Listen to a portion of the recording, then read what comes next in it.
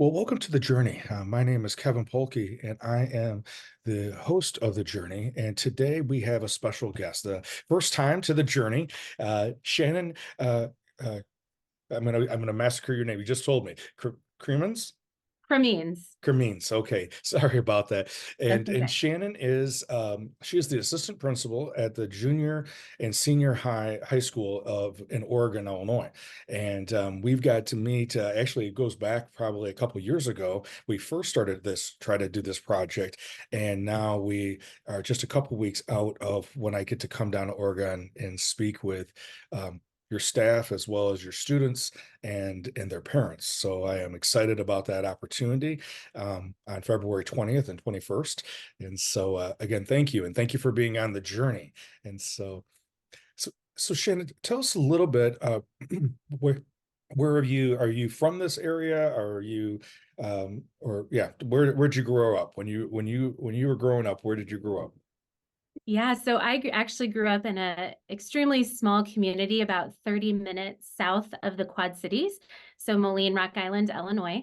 I was in a graduating class of 37 students, and as in many small rural schools, you're incredibly involved and invested in your educational journey. And really that kind of led me into wanting to be a part of the education field. So I ended up starting my college career at Monmouth College, which was about 35 minutes from home, and actually finished with an elementary education degree. So I have ironically never used that specific degree because I went directly into my master's in school counseling following that, all in the Quad Cities area. So I'm in my 13th year here in the Oregon School District. I have fallen in love with North Central Illinois. It's a incredibly beautiful place. And I am very proud to be a part of the Oregon community.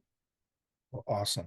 Are you and I just can imagine that Oregon has definitely appreciated your contribution to not only to the students but also to the community.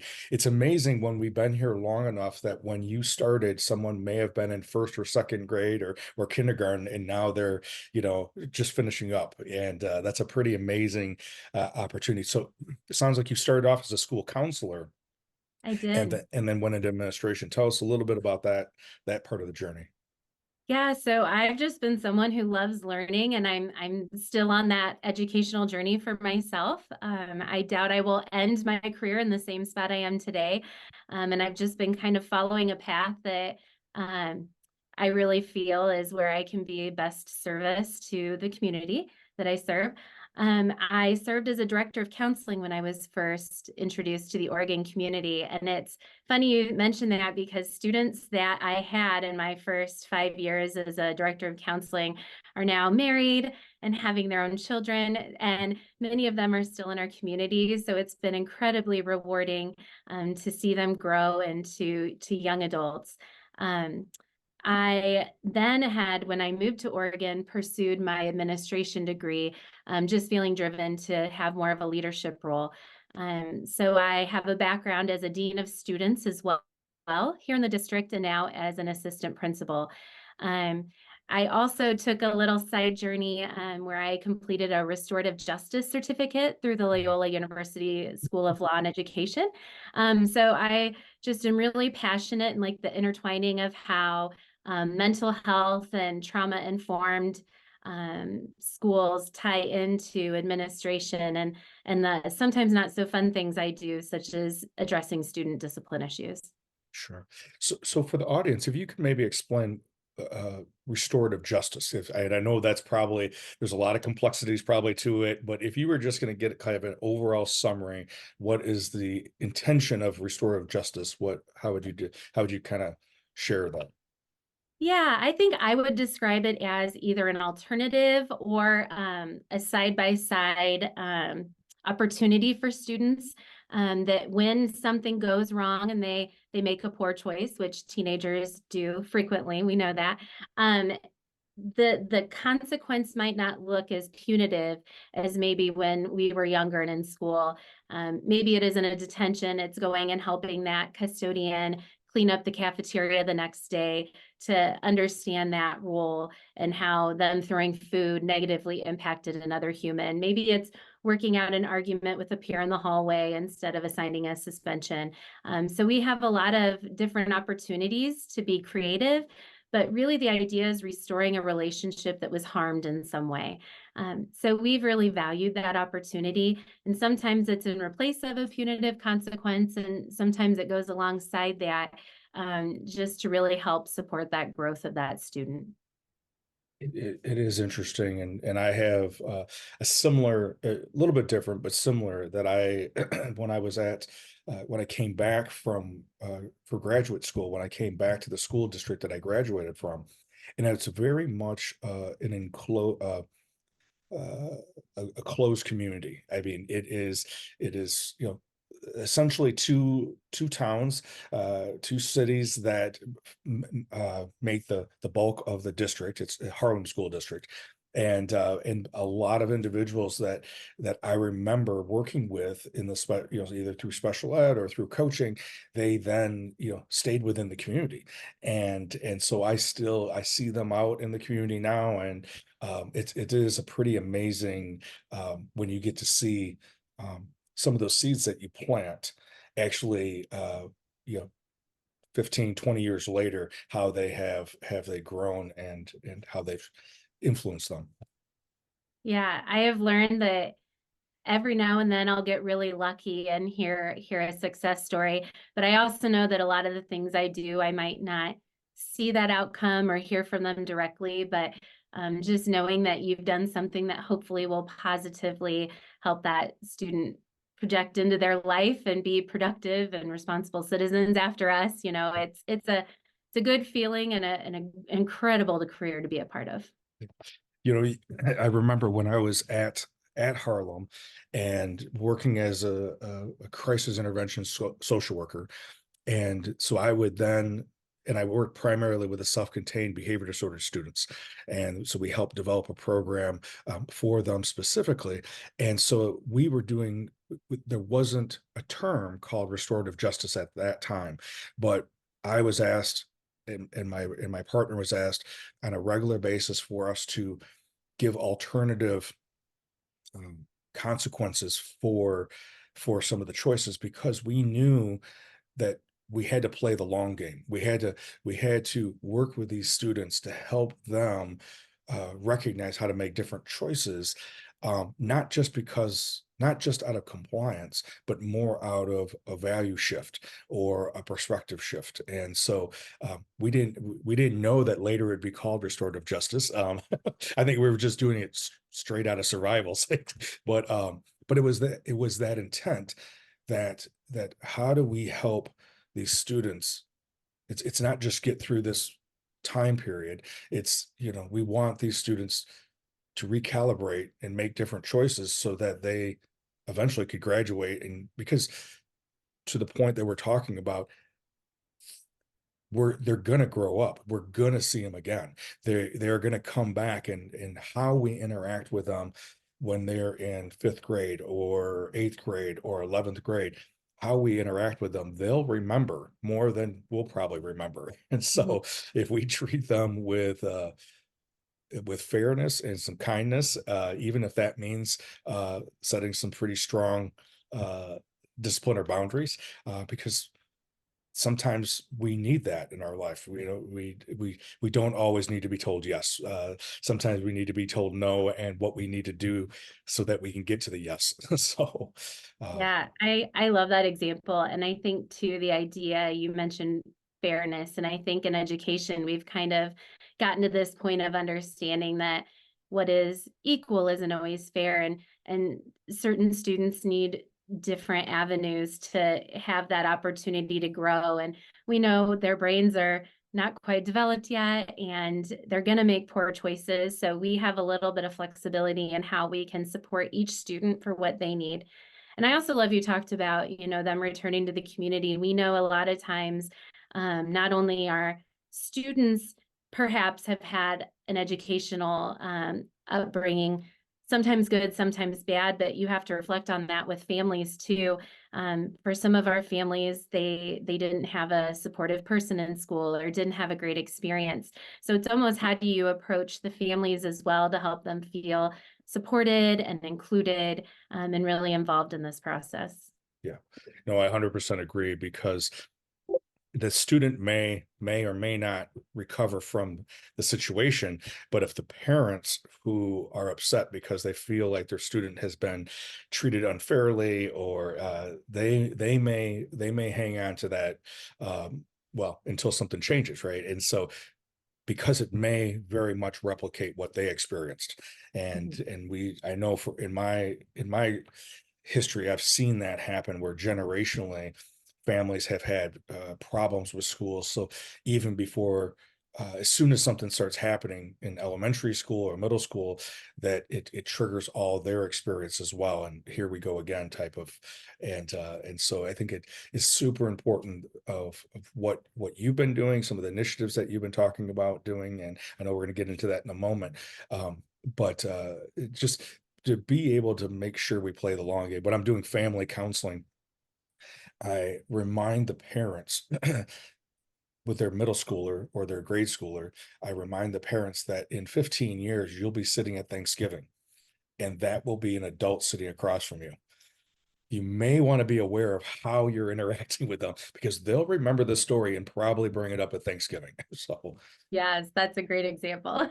So Shannon, I know we had this event coming on in a couple weeks, and you had reached out to me and wanted to bring in some topics of mental health into for your students and your staff as well as for the community as a whole.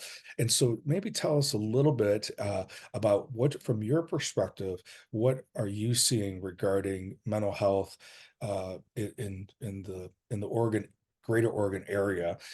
What have you been observing? Yeah, and I don't think this is a phenomenon to Oregon by any means. I know there's a ton of there's articles and research out there showing, especially post-COVID era, considering if we're out of it, that students are they're just struggling more now with mental health than they ever have been. I think if I reflect on our community specifically, now compared to 5 or maybe even 10 years ago, just our number of students that are needing outplacement assistance with mental health has by all means doubled and perhaps tripled. And I know that that matches much of the statistics across our country. Um, for whatever reason, whether it is tied to the pandemic, whether it is tied to just how our community is changing, I believe, and I know this is part of the parent topic that we will cover in our community, but I know that social media and just how students interact virtually likely has a role in that. So we're just trying to find ways when we hear parents ask for help and students needing help, how can we support our community in a way that provides them with some education and some real concrete things they can take away to support their children. Yeah, and when you and I spent some time talking about what we were going to be rolling out, for each one of those age groups, right?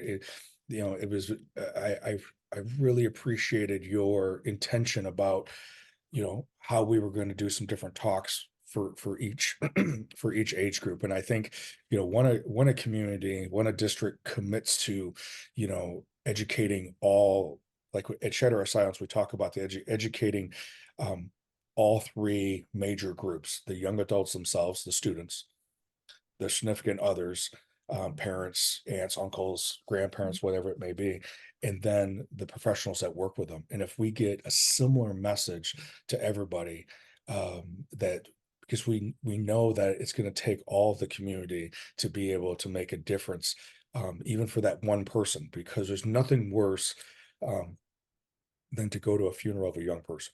And especially if that is a result of a traumatic death such as suicide. And so I know that we're going to be working with the high schoolers, and we're going to be talking about the impact of young adult suicide and what we can do about that. And knowing that with our research that we've done, we know that students are most likely to go to each other before they reach out to an adult in their life. And it's really going to be focused as much on the at-risk student as it is for the peers or friends of that student that may be at risk in that particular talk. And then for the fourth through eighth graders, we're gonna modify it a little bit, and we're gonna talk about how to start planting seeds that obstacles, um, setbacks that they're gonna have is part of the growing experience, part of the growth experience, part of the development experience. So just because math is hard right now, instead of avoiding math, not saying that I did that in school, that just because something's difficult doesn't mean it needs to go away. We may just need to double down and figure out how that I can go through this obstacle instead of avoiding it, going around it, hoping someone takes it away. And so that one's going to be really talking about the development of resiliency. And then we're going to do a modified version of those talks for the staff. And then Wednesday night, we're going to be meeting with the community and the significant others. And that's the one that I know we talked about, and you alluded to it earlier, is the Surgeon General, the U.S. Surgeon General, declared in 2023 that our youth are in a mental health crisis, and he specifically pointed to pointed to the impact of social media and screen time. And so at that evening, I'll talk about not only the research regarding that and the impact neurologically and socially, social emotionally, um, and then just the difficulty of parenting during this time period. And I have some strategies for parents to potentially utilize, to have some framework. So we're going to be talking about all three of those different topics for our different populations. So We're incredibly excited about this. We've been fortunate that we have not had a tragedy in our school system for a few years, especially at the junior senior high level. That hasn't always been the case in my tenure here. So I think we've really promoted a see something, say something attitude with students. And that's not just related to school safety, that's also related to student safety. And the number of students that come in and report their peers are facing a mental health crisis at the time, like, we are so proud of them, and it happens frequently, but we worry that isn't going to catch everyone. So we are really looking forward to that high school presentation to make sure students have that reinforcement on what they can do. I know at that level, they keep a lot in and take a lot of that pressure on themselves to like be the caretaker for their peers and their friends. And we really want to help them know how to reach out for support.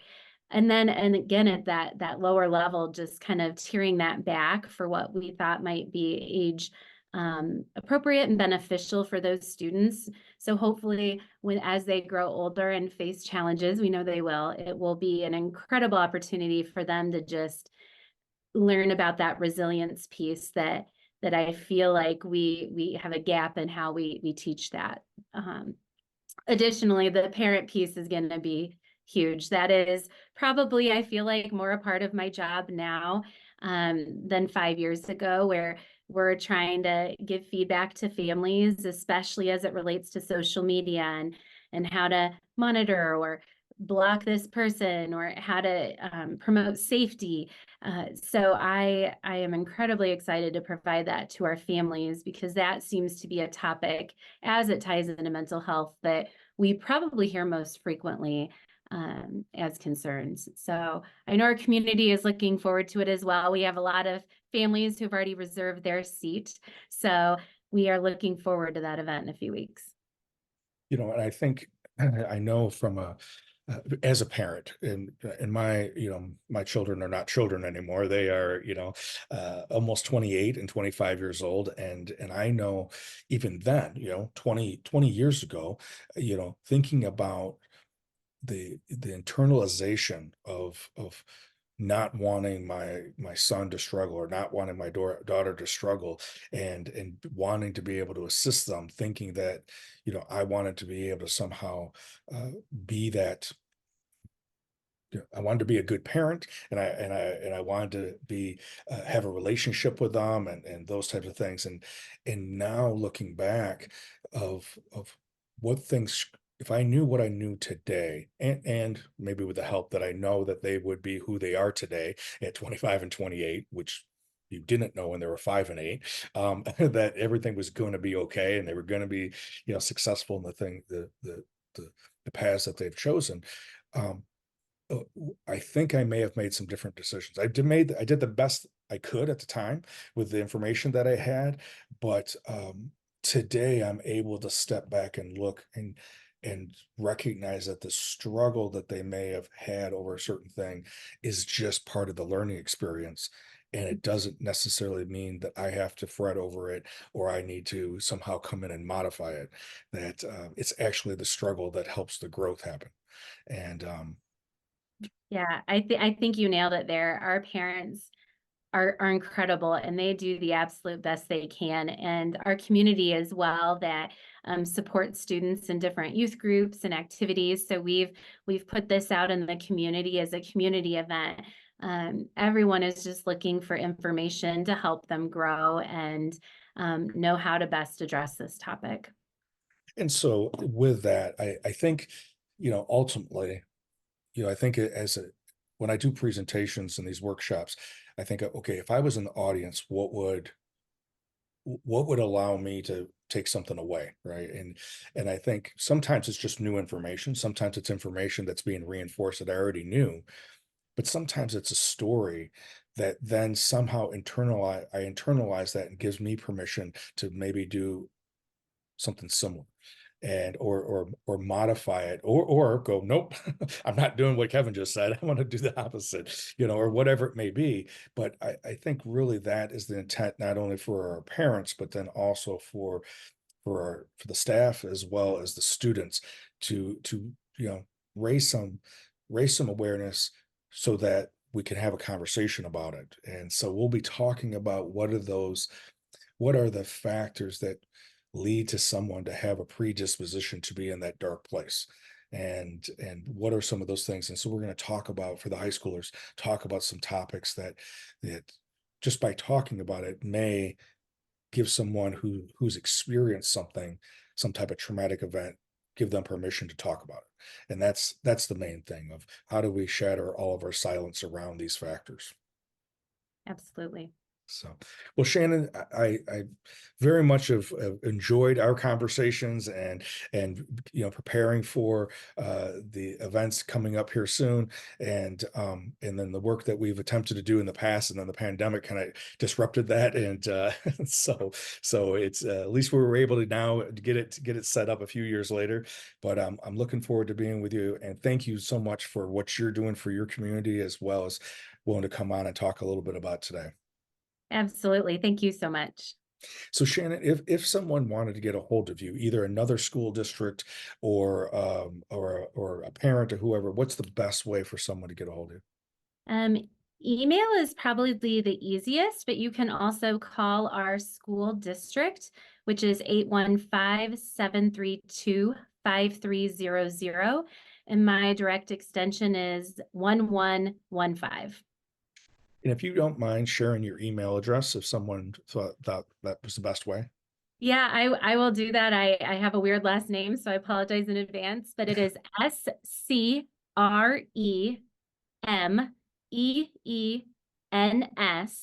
at ocusd.net. And you can also find that on our website, which is www.ocusd.net. Perfect. Well, Shannon, thank you so much for being with us today. And again, I look forward to being with you in a couple weeks. That sounds great. So, for anyone who's listening, either if you are a parent and you would like to bring to the school, what the Oregon School District is bringing to their community, definitely reach out. We can do that. Reach out to Shannon, ask her how it goes in a couple weeks, and we'll see. Hopefully, it'll all be successful. But if you know someone that may be struggling or a community that may be struggling, the best thing that we can do is have conversation about it and talk about it and what can we do uh, to make a difference and be a light in that darkness. As always, thank you for being with us, and I look forward to being with you next week.